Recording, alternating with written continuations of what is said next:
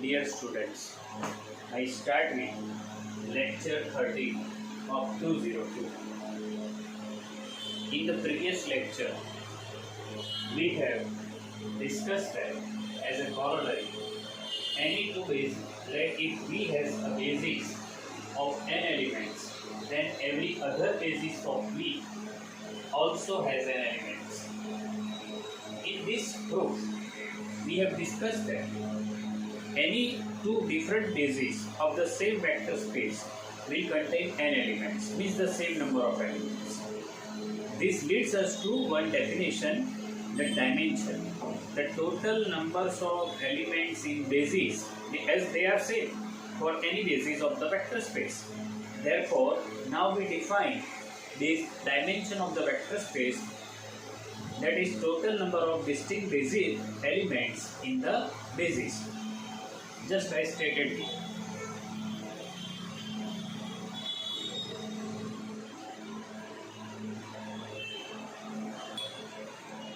So, there is one definition of dimension of vector space stated on the form. Just see now.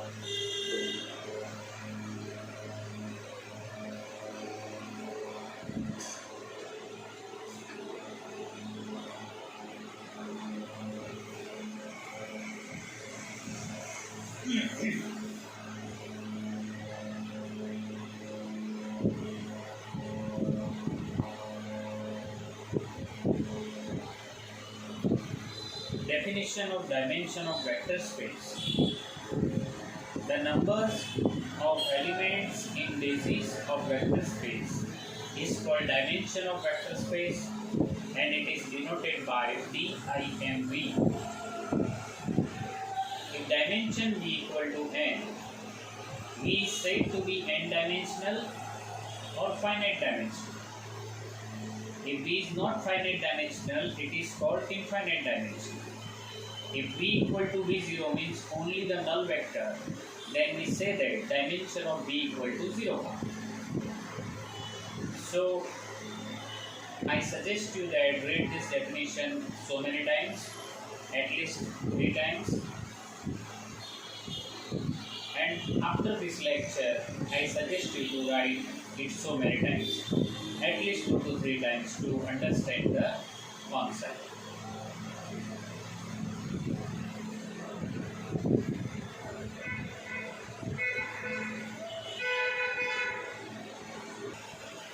You can see very important note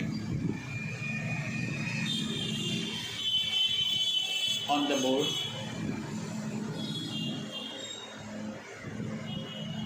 It is just for your reference, so keep in mind.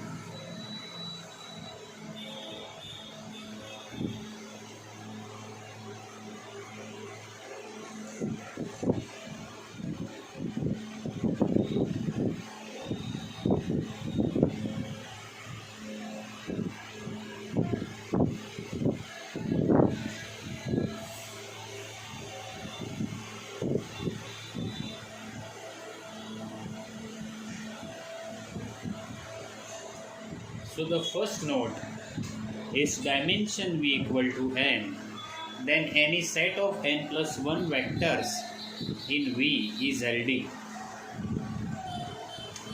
Second, the dimension of R2 is 2, as 1 0 and 0 1 is a basis of R2. And the third is dimension of R3 equal to 3, as 1 0 0, 0 0 1, 0 1 0 and 0 0 1 is a basis of R3.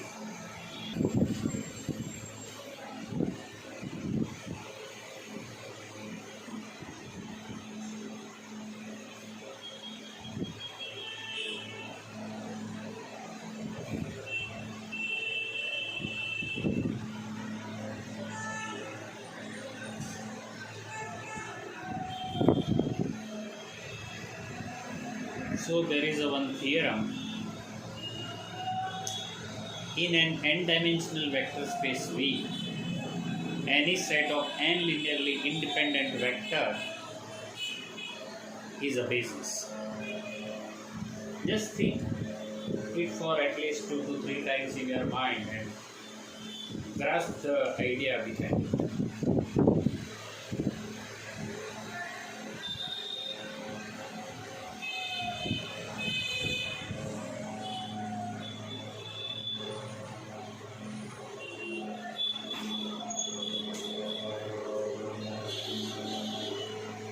So we start with one linearly independent set.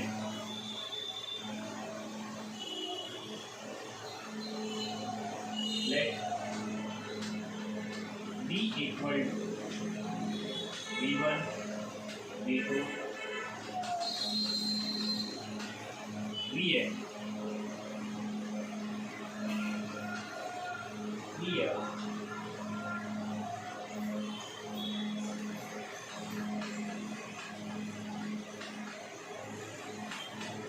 linearly independent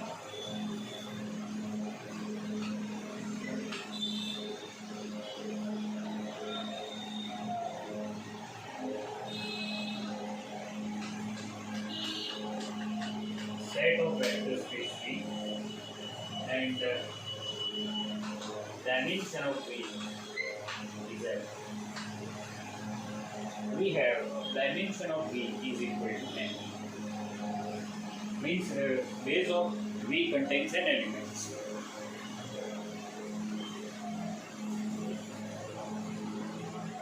We claim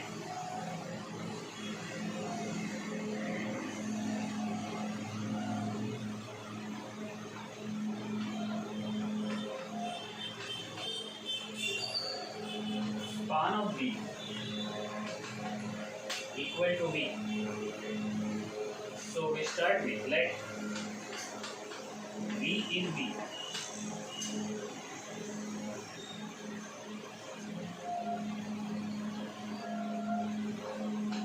therefore V1, V2, Vn, V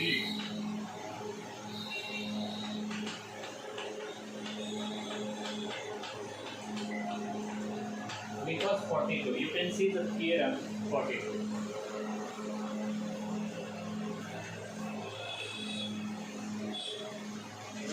That is corollary.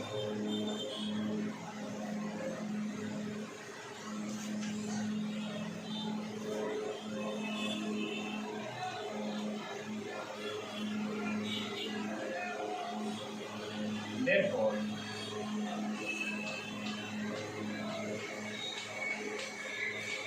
alpha to V, alpha and Va plus alpha V equal to 0 bar implies at least one alpha I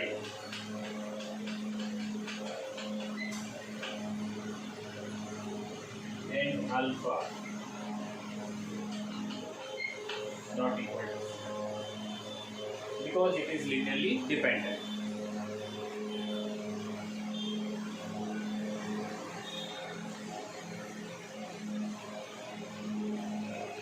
If alpha not equal to 0, now see here what I have written. Alpha 1, alpha 2, alpha n, at least one of them including alpha not equal to 0. So if alpha not equal to 0 means we start with alpha equal to 0.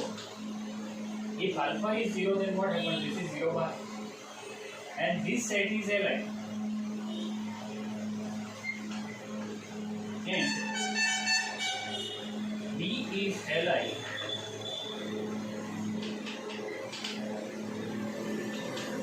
implies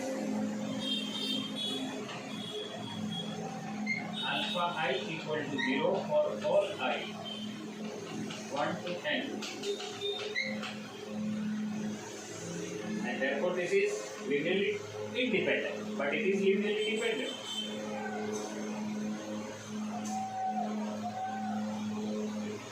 See, this is equation number 1 but 1 is LD. Therefore, it is not possible.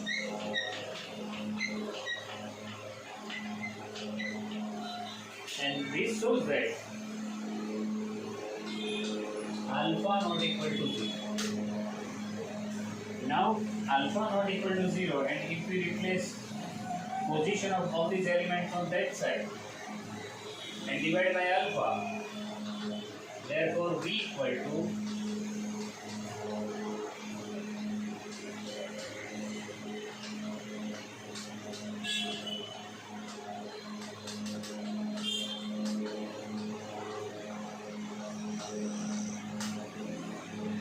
and this shows that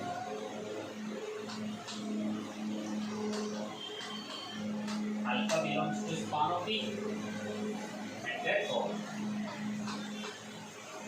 V belongs to span of V, and this is true for all V, and therefore span V equal to V, and therefore V is a basis of V, and therefore this is end of the quote.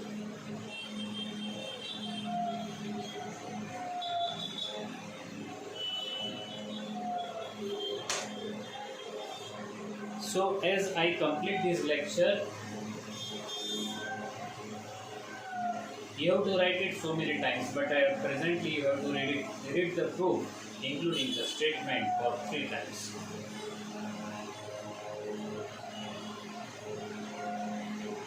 Very beautiful proof.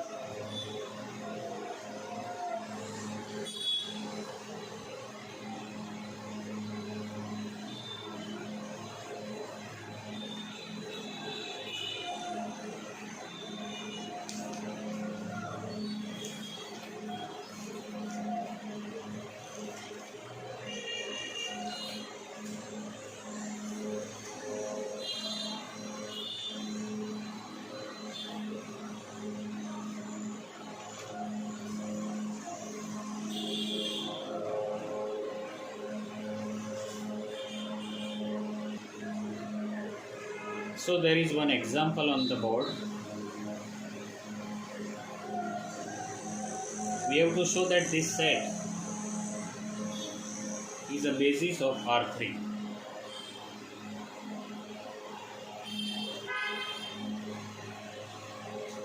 So for conveniency, I say this is equal to B. And as there are 3 elements and we have to prove that, we want to prove that it is basis of R3, means we have to just prove that it is linearly independent, because by the previous theorem.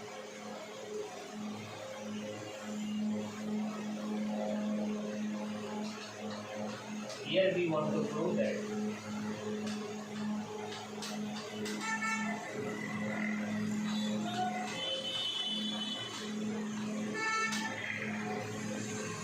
V equal to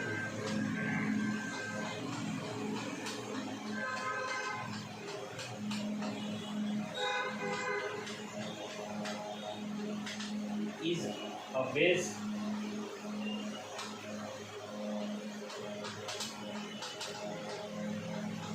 for R.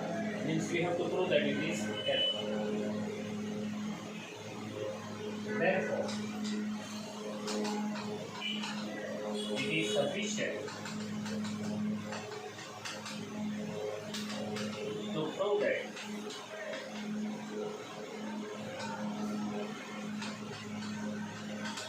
B is L. So we proceed for that.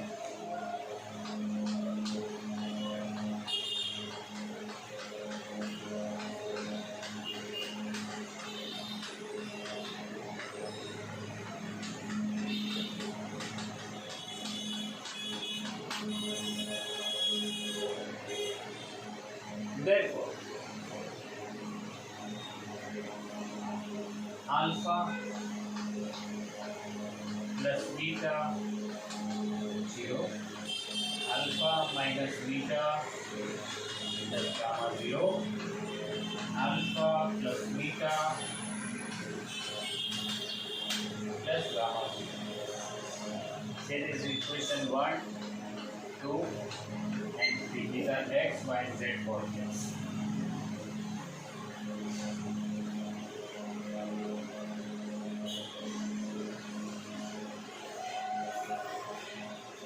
So if you see the equation 1 and 3,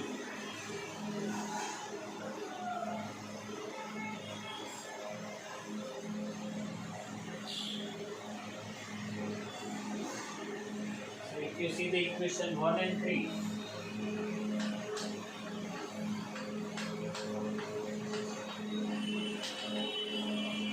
Gamma 0. Alpha plus beta 0. Gamma 0. Now if you put this gamma 0 in this equation, therefore alpha plus beta 0. This is equation 1. Alpha minus beta 0. This is equation 2, and we include this gamma 0 in this. Therefore, 2 alpha 0, therefore alpha 0, therefore beta 0. Alpha, beta and gamma 0.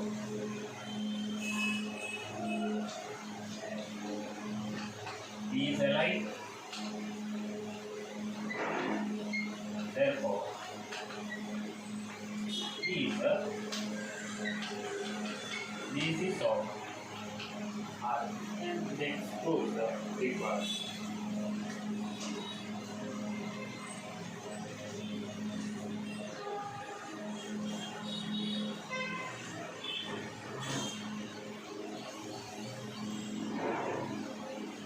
So this proves our requirement, and we continue with the one more theorem. So there is a one theorem on the board.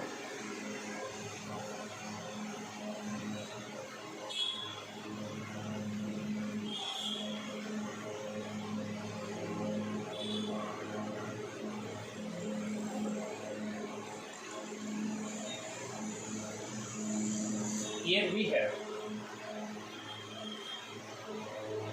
okay, read it by yourself.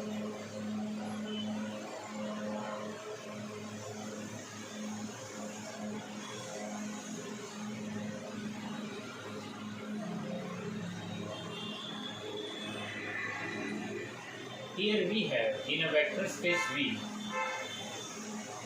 D equal to V1 to Vn spans V, then the following two conditions are equivalent. First condition, B is alike. In the second one, V belongs to capital V, then the expression alpha 1 V1, alpha 2 V2, alpha and Vn is unique. Now read it once more.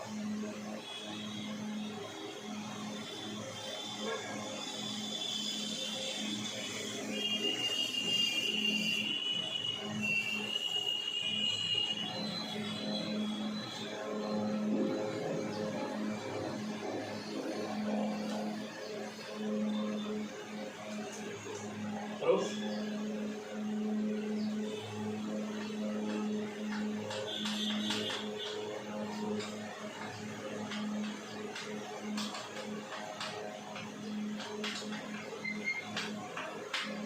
Here we are given that span of B equal to V, but as there is a very few moments are there in this lecture, and therefore I should stop here, but I will continue the proof of this theorem in the next lecture. But I would like to again recall you the same. Whenever you start new lecture, you should aware with the previous all definitions and all statement of the theorem. So if you know the definition and statement of the theorems, then it is very easy for you to adopt the new ideas of this paper. Okay, I stop here. Thank you very much.